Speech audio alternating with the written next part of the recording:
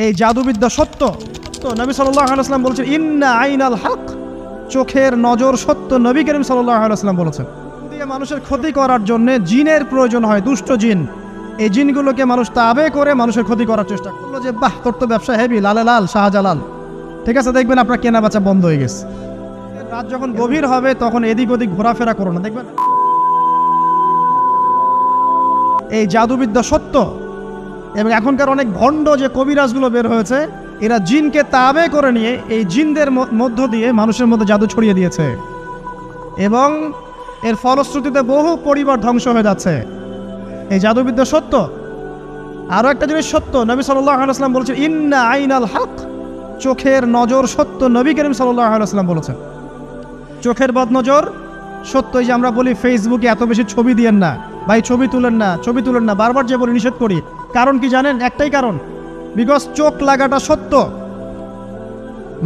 মানুষের চোখ লাগে, এই কথা শুনলে অনেক মজুমদাররা হাসবে না? কথা বুঝতে পারেন নাই? কিন্তু এটা সত্য, কারণ নবী করিম সাল্লাল্লাহু আলাইহি ওয়াসাল্লাম যা বলেছেন সাদাকাল্লাহু ওয়া সাদাকা রাসূলুহুল কারীম। নবী যা বলেছেন, আল্লাহ যা বলেছেন চিরায়ত সত্য, এর বাইরে কোনো সত্য আছে? আচ্ছা দেখেন, আমি বললাম যে জাদুবিদ্যা সত্য।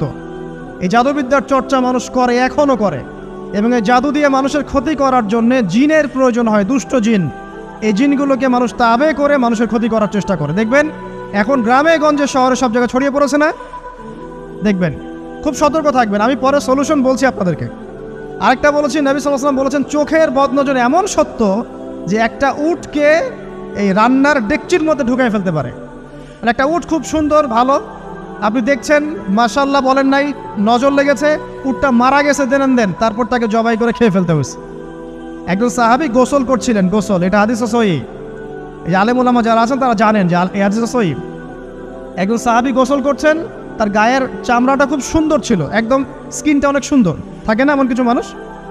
আচ্ছা, এখন আরেকজন সাহাবী এই গোসল দেখছেন দূর থেকে, দেখে বলছেন যে কি চমৎকার তার শরীরের রংটা, যেন কুমারী নারীর মতো, অনেকটা এমন একটা কথা তিনি বলেছিলেন। সাথে সাথে এই সাহাবী অজ্ঞান হয়ে পড়ে গেছে। কোন সাহাবী? যিনি গোসল করছিলেন। এটার আপনি কোনো ব্যাখ্যা দিতে পারবেন না তো, এখানে কোনো সায়েন্স দিয়ে বা মেডিকেল সায়েন্স দিয়ে আপনি কোনো ব্যাখ্যা করতে পারবেন না। একটা ব্যাখ্যা দিতে পারেন, কিন্তু কেন সেটা হলো সেটা আপনি অ্যান্সার খুঁজে পাবেন না। তো নবী সাল্লাল্লাহু আলাইহি ওয়াসাল্লামের কাছে নিয়ে যাওয়া হলো তাকে। তিনি বললেন যে এই ব্যক্তির ব্যাপারে কি কেউ ভালো মন্দ কিছু বলেছিল? তখন একজন সাহাবী বললেন হ্যাঁ, অমুকে বলেছে এর স্কিনটা অনেক সুন্দর, ওকে ডেকে নিয়ে আসুন। ওকে ডেকে আনা হলো। ডেকে আনার পর নবীজি তাকে অনেক শাসালেন, তোমরা তোমাদের ভাইদেরকে কি মেরে ফেলতে চাও? তখন এই সাহাবী তো অবাক, আমি আবার কখন মারতে চাইলাম ইয়া রাসূলুল্লাহ? আমি তো মারতে চাই নাই, আমি তো খালি বলেছি যে তার গায়ের রংটা অনেক সুন্দর। তখন তিনি বললেন কেন তুমি সুবহানাল্লাহ বললে না, কেন তুমি মাশাআল্লাহ বললে না? যখন মাশাআল্লাহ বলবেন, সুবহানাল্লাহ বলবেন, নজরটা লাগবে না। আর যখন আপনি মাশাআল্লাহ বলবেন না, সুবহানাল্লাহ বলবেন না, দেখবেন নজর লেগে গেছে। আপনি বিশ্বাস করেন ব্যবসা খুব ভালো চলছে, মানুষ বলল যে বাহ তোর তো ব্যবসা হেভি, লালে লাল শাহজালাল, ঠিক আছে, দেখবেন আপনার কেনা বেচা বন্ধ হয়ে গেছে। এরকম হবে, আমার কথাটা বিশ্বাস করেন। এটা কিন্তু সায়েন্স প্রমাণ করতে পারবেন না, আল্লাহ এবং তার রাসূল বলেছেন, তার উপরে কোনো সত্য নেই। আছে সূরা কাহফ 29 নম্বর আয়াত পড়ে দেখেন, আল্লাহ পাক বলছেন ওয়াকুলিল হাক্কু মির রাব্বিকুম, সত্য সেটাই যা তোমার রবের পক্ষ থেকে আসে। ফামান শাআ ফালইউমিন, যার ইচ্ছা হয় বিশ্বাস করুক, ওয়ামান শাআ ফালইয়াকফুর, যার ইচ্ছা হয় সে অস্বীকার করুক। এই কারণে আমরা বলি ফেসবুকে এত বেশি ছবি দেওয়া, এই আই ওয়াশ করা, এই যে শোডাউন করা, হ্যাঁ, ইসলামের কিছু কাজ করলেন একদম মানুষকে না দেখাইতে পারলে ঘুম হচ্ছে না, এগুলো বন্ধ করেন, এগুলো বন্ধ করে দেন আল্লাহর ওয়াস্তে। অফলাইনে কাজ করেন, নিজেকে গোপন করার চেষ্টা করেন। যত বেশি মানুষের কাছে নিজেকে এক্সপোজ করবেন, কাজের বরকত কমে যাবে, কাজের বরকত কমে যাবে, চোখ লাগবে, নজর লাগবে। এবং চোখ লাগা বদ নজরে বহু আলেম আস্তে আস্তে মাঠ থেকে মাইনাস হয়ে গেছে না? যায় নাই? এখন কি আলেমদের সংখ্যা বেশি না কম? যত দিন যাবে আলেমের সংখ্যা আরও কমে যাবে। নবীজি বলেছেন আলেমদের সংখ্যা কমতে থাকবে, মানুষ জাহেলদেরকে আলেম বানিয়ে নেবে। তো প্রিয় ভাইরা, জাদুবিদ্যা সত্য, চোখের বদনজর সত্য, রাতের এই অনিষ্টগুলো সত্য, রাতের বেলা অনেক ক্ষতি আছে। এই জন্য নবীজি বলছেন বাচ্চাদেরকে বাইরে বের করো না, এবং তোমরাও রাত যখন গভীর হবে তখন এদিক ওদিক ঘোরাফেরা করো না। দেখবেন রাত যত গভীর হয় আমাদের শহরগুলো তত জীবিত হয়, তাই না? তাই না? রাত যত গভীর হচ্ছে শহর তত জীবিত হয়, চায়ের দোকানে আড্ডা বেশি, ওই সিনেমা দেখছে, টিভি দেখছে, ক্যারাম খেলছে, লুডো খেলছে, ঘুম নাই। ঘুম কখন? ফজরের আগে আগে। ফজরের নামাজ কিন্তু নাই, ফজরের ঠিক আগে আগে আবার ওই যে জোহরের নামাজের সময় উঠতেছে। এখন আমাকে বলেন, এরকম জেনারেশনকে দিয়ে কি আসলে ইসলামের কোনো খেদমত হবে? আচ্ছা, নবীজি রাতের বেলা আর্লি ঘুমাতেন। আল্লাহ পাক আমাদের সবাইকে তাড়াতাড়ি ঘুমানোর তৌফিক দান করুন। হ্যাঁ, আপনি ইলম চর্চা করলে রাত জেগে থাকতে পারেন, আপনি যদি জ্ঞান চর্চা করেন রাত জাগতে পারেন, আপনি কোনো গবেষণা করছেন, নামাজ পড়ছেন বা কোরআন হিফজ করছেন, আপনি রাতের আর্লি উঠবেন, এটা আলাদা বিষয়। কিন্তু কমনভাবে আমাদের এই যে ফেসবুক, ইউটিউবিং ইত্যাদিতে আমরা লিপ্ত থাকি, সারা রাতটা কাটাই আড্ডাবাজি করে, এগুলো বন্ধ করতে হবে। এগুলো বন্ধ না করলে ফিজিক্যালি আমরা সুস্বাস্থ্যের অধিকারী হতে পারবো না। সারা দিনটা আমাদের একটা কি বলবো অলসতার ভাবে যাবে এবং দিনের বেলা কাজগুলো ব্যাহত হবে। এতে করে আমাদের উম্মার এই পুরো বড় যে তরুণ প্রজন্ম আছে, এদেরকে আপনি সম্পদে পরিণত করতে পারবেন না। তাই এই সিস্টেমটা চেঞ্জ করা দরকার। নবীজি রাতের বেলা এই সূরা বাকারার শেষে 3টা আয়াত তেলাওয়াত করতেন, আমরা করবো ইনশাআল্লাহ। ইনশাআল্লাহ। আরেকটা আমল বলে দেই, নবী করিম সাল্লাল্লাহু আলাইহি ওয়াসাল্লাম রাতের বেলা সূরা মুলক তেলাওয়াত করতেন। কোন সূরা এটা? কোন সূরা? তাবারাকাল্লাযী বিয়াদিহিল মুলক। কয়টা আয়াত আছে? 30টা আয়াত আছে। নবীজি বলেছেন সাল্লাল্লাহু আলাইহি ওয়াসাল্লাম, এই সূরা আপনাকে কবরের আযাব থেকে বাঁচাবে ইনশাআল্লাহ। কবরের আযাব থেকে তো ভাই বাঁচা খুব সহজ নাকি? আমাদের মধ্যে এমন কেউ নাই, শোনেন, আমাদের মধ্যে এমন কেউ নাই, আলেম জালেম, মুফতি মুহাদ্দিস, রাজনৈতিক নেতা, পলিটিশিয়ান, বিরোধী দল, জাতি, তারপরে যে সরকার দল, যে আছে না কেন, কবরের শাস্তি ফেস করবেন এমন একটা মানুষ নাই, কেউ নাই পৃথিবীতে। এই যে আপনি দেখছেন ওই যে কি ইসরায়েলের প্রধানমন্ত্রী, ওই রাশিয়ার প্রধানমন্ত্রী, ওই চায়নার সভ্যতা, পশ্চিমা সভ্যতা, এমন কেউ নাই পৃথিবীতে এখন যাকে কবরের শাস্তি ভোগ করতে হবে না। আছে? সবচেয়ে লঘু শাস্তি, লঘু চাপ,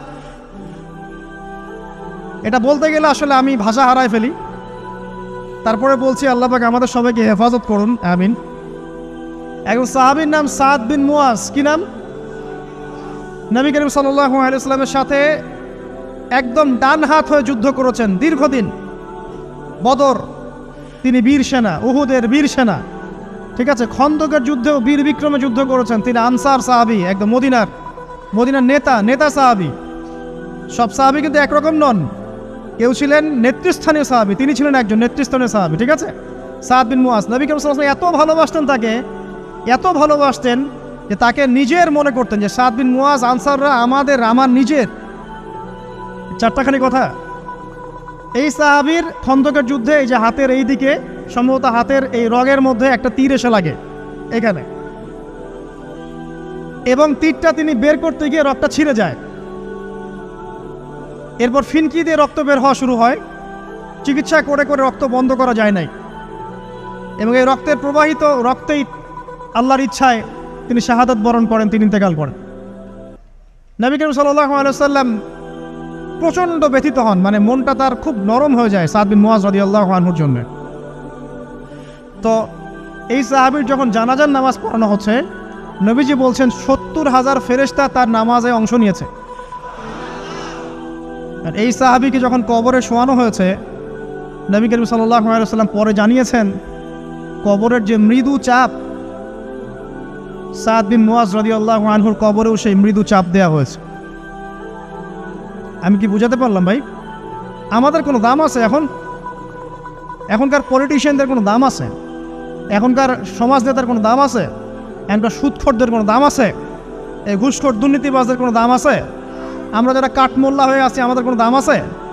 সাদ বিন মুয়াজ রাদিয়াল্লাহু আনহু যদি কবরের শাস্তি তাকে না ছাড়ে, প্রশ্নোত্তর পর্ব তাকে না ছাড়ে, আমরা পার পাবো?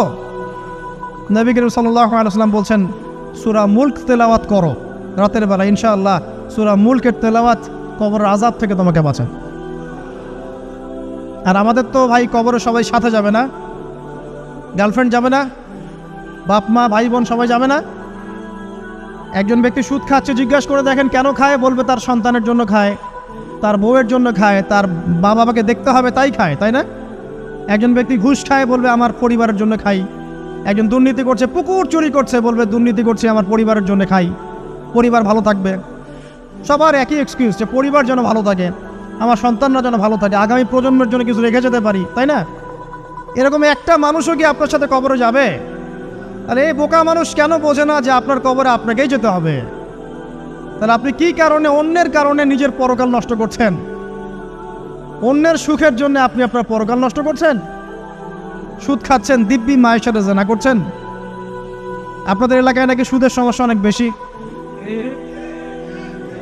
কয়েকটা হাদিস বলে দেই, আমি ওদেরকে আক্রমণ করতে আসি নাই, আমি শুধু তাদেরকে 3টা হাদিস শোনাতে এসেছি। 1 নম্বর হাদিস শোনেন। আল্লাহর নবী মুহাম্মদ সাল্লাল্লাহু আলাইহি ওয়াসাল্লাম বলেছেন, সুদের পাপের 73টা শাখা আছে। কয়টা? কোনো হাদিসে 70টাও আছে, কোনো হাদিসে 73টা আছে। বলছেন যে সবচেয়ে নিচের শাখাটা হচ্ছে, সুদের পাপের সবচেয়ে নিচের শাখা হচ্ছে যে যেন কোনো ব্যক্তি তার মাকে রেপ করলো, তার মাকে ধর্ষণ করলো।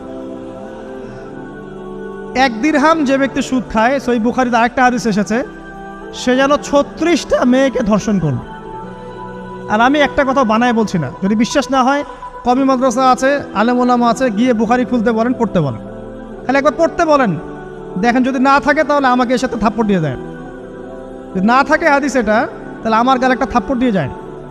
আর যদি থাকে তাহলে আল্লাহর রাস্তায় সুদ খাওয়া ছেড়ে দেন। কোনটা করবেন? চ্যালেঞ্জ করবেন? নবীজি বলেছেন, 1টা দিরহাম যে ব্যক্তি সুদ খায়, দিরহাম মানে কি? রৌপ্য মুদ্রা।